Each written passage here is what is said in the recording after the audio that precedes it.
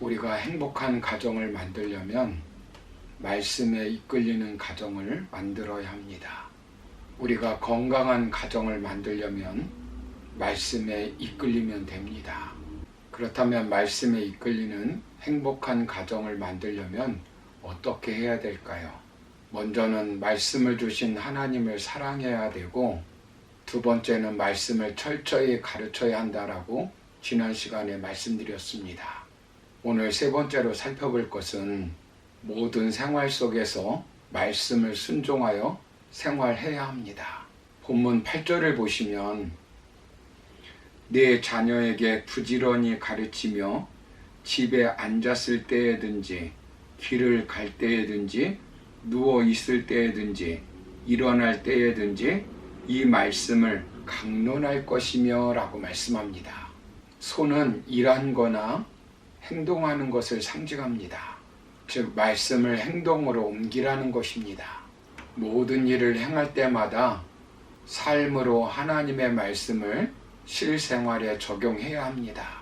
미간에 붙이라고 하는 말은 자신의 신분, 노예인 하나님의 자녀로서 신분을 잊지 말고 이에 합당한 생활을 하라는 것입니다. 하나님의 말씀에 완전히 순종하기 위함입니다. 본문 9절을 보시면 또 내 집 문설주와 바깥문에 기록할지니라 라고 말씀합니다. 문설주는 개인 집의 문설주입니다. 하나님의 말씀을 기준 삼아 살라는 것입니다. 성경의 힘으로 꿈을 이룬 대통령 링컨이라고 하는 책이 있습니다.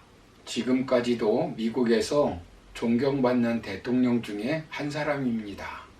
위대한 지도자 대통령 링컨을 만들게 된 원동력이 어디 있을까요?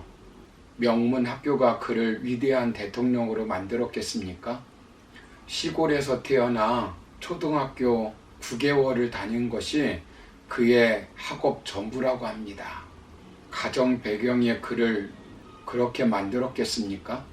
너무 가난하여 작은 통나무 집에 살면서 누나와 함께 땔감을 주워오기도 하고 아버지를 따라 옥수수 씨를 뿌리기도 하였다고 합니다.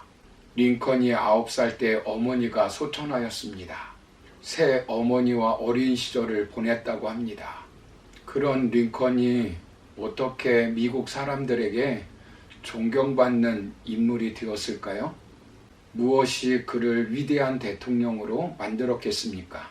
링컨은 대통령 취임식장에서 조그맣고 낡은 성경책을 들고 나와 이렇게 고백하였습니다.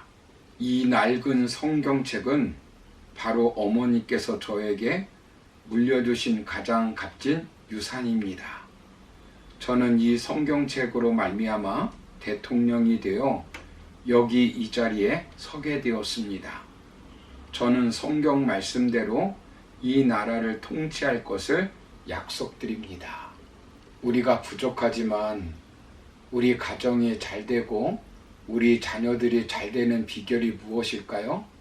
말씀에 이끌리는 가정이 되어야 합니다. 아버지가 성경에 이끌려서 사업하고 어머니가 성경에 이끌려 자녀들을 가르치고 아이들이 성경에 이끌려 공부하는 자녀들이 되어야 합니다. 성경이 가라고 하는 데서 가고 멈추라고 하는 데서 멈추면 되는 것입니다. 무엇을 하든 성경이 하라고 하면 하고 하지 말라고 하면 멈추면 되는 것입니다.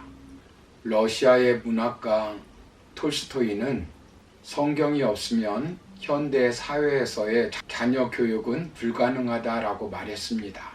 성경에 이끌림 받는 가정이 잘 됩니다. 성경에 이끌림 받는 자녀는 망하지 않습니다. 성경은 우리에게 능히 구원에 이르는 지혜를 주기 때문입니다. 영화 배너라는 작품을 쓴 웰레스는 성경을 읽다 지혜를 얻어 예수님을 구주로 영접한 사람입니다. 그 외 많은 사람들에게 영향력을 주는 사람이 되었습니다. 그는 성경이 공허하고 황당무계한 이야기라고 비난하기 위해서 성경을 연구하였습니다. 그러나 성경을 읽는 중에 예수님을 구주로 영접하지 않을 수가 없었습니다. 하나님의 말씀으로 성경을 받아들이지 않을 수가 없었습니다. 그는 새 사람으로 변화되어 많은 사람의 마음을 움직이는 배너를 쓰게 되었습니다. 타락한 어거스틴이 성경을 읽으니까 새 사람이 되었습니다. 방탕하게 살던 부시가 성경을 읽고 새 사람이 되어 대통령까지 되었습니다. 깡패 대장이었던 김익두가 성경을 읽고 목사가 되었습니다. 존 버녀는 성경을 읽고 예수님을 만나 철로 역정을 기록하였습니다. 마틴 루터는 로마서를 읽고 종교 개혁을 단행하였습니다.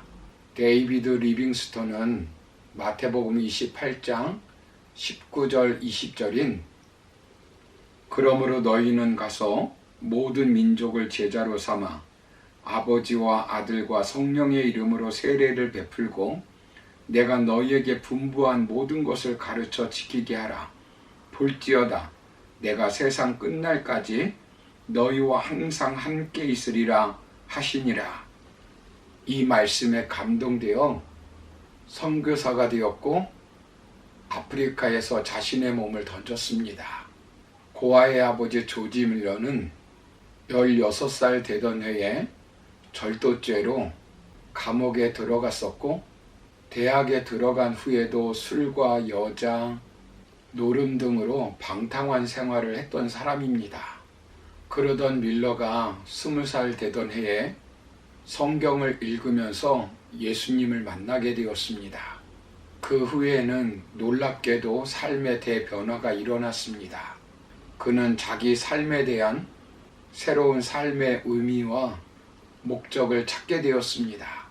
결국 그는 그가 가지고 있던 모든 재산을 이웃을 위해서 사용되었는데 그것은 불쌍한 고아들을 돕는 일이었습니다. 사랑하는 성도 여러분, 성경은 하나님의 감동으로 된 것으로 우리에게 유익을 줍니다. 성경은 평생 우리에게 유익을 줍니다. D.L. 무디는 성경은 우리에게 정보를 주는 것이 아니라 변화를 위한 책이라고 말했습니다. 성경은 장식품이나 지식 축적을 위해서 주신 책이 아니라 우리의 삶을 위해서 주셨습니다. 여러분은 행복한 가정을 만들기를 원하십니까? 부모된 우리가 하나님의 말씀을 가까이 하고 순종하는 삶을 살아야 합니다. 그리고 자녀들에게 하나님의 말씀에 순종하라고 가르쳐야 합니다. 그리할 때 우리의 가정은 하나님이 기뻐하시는 복된 가정이 되어 기쁨과 평강이 넘치는 보금자리가 될 줄로 믿습니다. 감사합니다.